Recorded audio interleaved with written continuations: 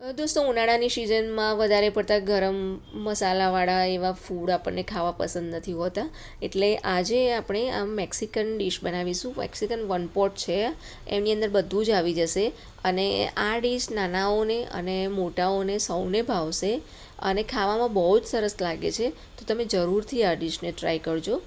તો સૌથી પહેલાં મેં અહીંયા કુકરમાં 5 થી 6 મીડિયમ સાઇઝના ટામેટાને આ રીતે સ્લાઇસ કરીને લઈ લીધા છે. એમાં એક ડુંગળી, સૂકા લાલ મરચાં અને લસણની કળીને એડ કરી દીધી. થોડું અડધા ગ્લાસ જેટલું પાણી લઈ અને એને 3 વિસલ લગાવી લેવાની અને એની પ્યોરી બનાવી લઈશું.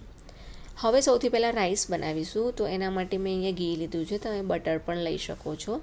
હવે એની અંદર થોડી ડુંગળી અને લસણ એડ કરી અને મેં 2-3 કલરના પેપર લીધા છે, મીન્સ કે કેપ્સિકમ, પીળા, લાલ અને લીલા. એની સાથે મેં લીલી કોથમીર અને બેબી કોર્નને પણ લઈ લીધા છે. એને પણ આપણે સરસ રીતે સોતે કરી લઈશું.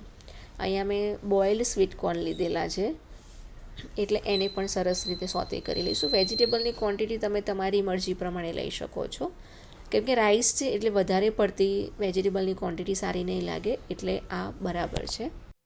હવે એની અંદર ઓરેગાનો, ચીલી ફ્લેક્સ અને મરી પાવડર એડ કરી અને સરસ રીતે મિક્સ કરી લઈશું.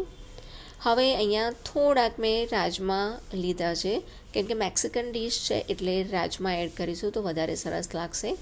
હવે અહીંયા મેં 1-1.5 કપ બાસમતી રાઈસને મેં આ રીતે બાફી લીધા છે, મીન્સ તો એને એક દાણો છૂટો પડી જાય એ રીતે બોઇલ કરવાના છે તમારે. તો આ રીતે તમે જોઈ શકો છો કે રાઈસ આપણો રેડી થઈ ગયો છે. તો એને આપણે ઠંડો થવા દઈશું. હવે આપણે એની સાથે જે વેજીટેબલ્સ છે એ રેડી કરવાના છે. તો મેં થોડું ઓલિવ ઓઇલ હું અહીંયા યુઝ કરી રહી છું. તમે ચાહો તો બટર અથવા તો રેગ્યુલર ઓઇલ પણ યુઝ કરી શકો છો. એમાં થોડી સમારેલી ડુંગળી અને થોડું લસણ એ બંનેને સરસ રીતે પહેલાં સોતે કરી લઈશું. પછી એની અંદર મેં અહીંયા થોડા બેબીકોર્ન આ રીતે રાઉન્ડ શેપમાં સમારેલા છે અને થોડી ઝુકીની એડ કરી છે. એની સાથે યલો કેપ્સિકમ અને રેડ કેપ્સિકમ લીધા છે, બ્રોકોલી લીધી છે અને સ્વીટ કોર્ન લીધા છે. આ બધી જ વસ્તુઓને આપણે એકવાર માટે સરસ રીતે મિક્સ કરી લઈશું. હવે સિઝનિંગમાં મેં અહીંયા ચીલી ફ્લેક્સ, ઓરેગાનો અને બ્લેક પેપર લીધા છે. મેં આ 3 વસ્તુ સિવાય બીજા કોઈ સિઝનિંગ મસાલાનો ઉપયોગ નથી કર્યો. મેં ગ્રીન ચીલીનો પણ યુઝ નથી કર્યો, તમે જોઈ શકો છો.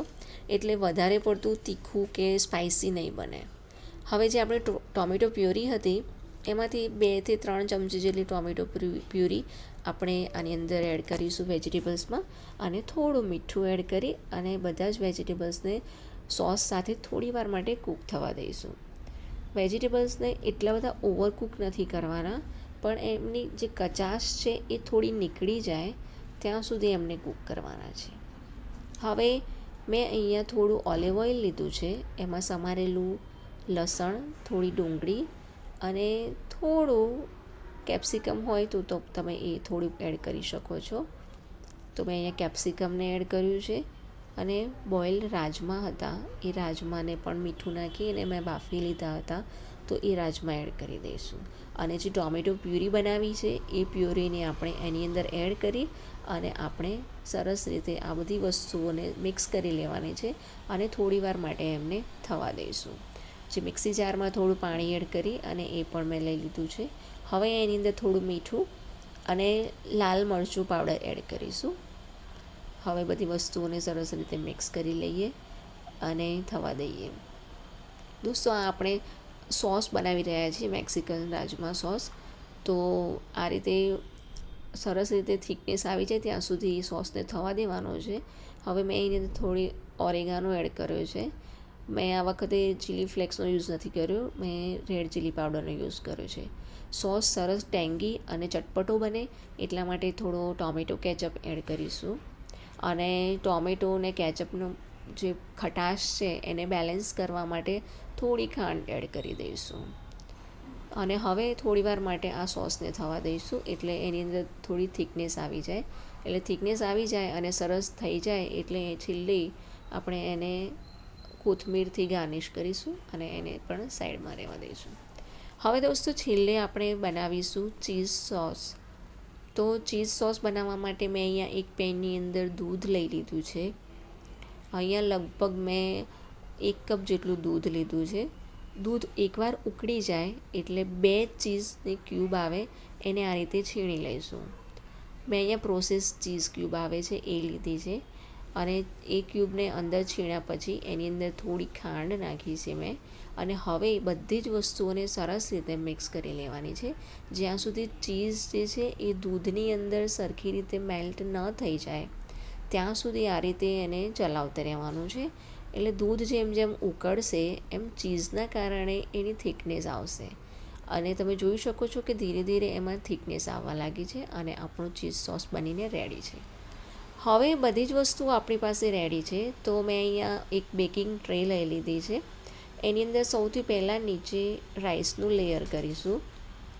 એને થોડો પ્રેસ કરી અને સરસ લેયરમાં બની જાય એટલા માટે આ રીતે સરસ રીતે મેં પ્રેસ કરી લીધું. તમે કોઈ પણ બેકિંગ ટ્રેનો યુઝ કરી શકો છો. એના ઉપર જે વેજીટેબલ્સ રેડી કર્યા હતા એ વેજીટેબલ્સનું લેયર બનાવીશું. એના ઉપર આપણે જે રાજમાનો મેક્સિકન સોસ બનાવીને રેડી કર્યો છે એ સોસનું લેયર બનાવીશું. દોસ્તો તમે જોઈ શકો છો કે એકદમ હેલ્ધી અને હેવી ડીશ તૈયાર થશે. એટલે એક કમ્પ્લીટ મીલ તરીકે તમે આનો યુઝ કરી શકો છો. તો ડિનરમાં તમે આ રેસીપી બનાવશો તો આની સાથે ખાવા માટે બીજી કોઈ વસ્તુની જરૂર નહીં પડે તમારે. હવે ઉપરથી જે ચીઝ સોસ બનાવ્યો છે એ ઉપરથી આ રીતે એનું લેયર કરી લેવાનું છે.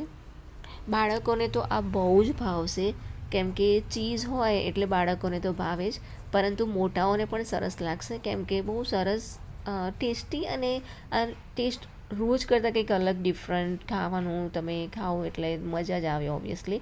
તો આ રીતે તમે ઘરે જરૂરથી ટ્રાય કરજો આ રેસીપી. અને જો તમે આ સિવાય બીજી કોઈ મેક્સિકન ડિશ ઘરે બનાવતા હોય તો મને કોમેન્ટ કરીને પણ જણાવજો.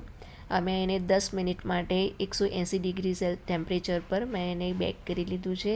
હવે તમે જોઈ શકો છો એનો લુક, ઉપરનું ચીઝ છે એ સરસ મેલ્ટ થઈ ગયું છે અને છેક નીચે સુધી બધાની સાથે મિક્સ થયું છે એટલે ખૂબ સરસ લાગે છે. તો એકવાર જરૂરથી ઘરે બનાવજો અને જો તમને આ રેસીપી પસંદ આવી હોય તો પ્લીઝ મને કોમેન્ટ કરીને જણાવજો અને તમારા ફ્રેન્ડ્સ સાથે પણ આ રેસીપીને શેર કરજો. તો દોસ્તો મળીશું નવા એક વિડીયોમાં નવી રેસીપી સાથે. ત્યાં સુધી ટેક કેર એન્ડ બાય.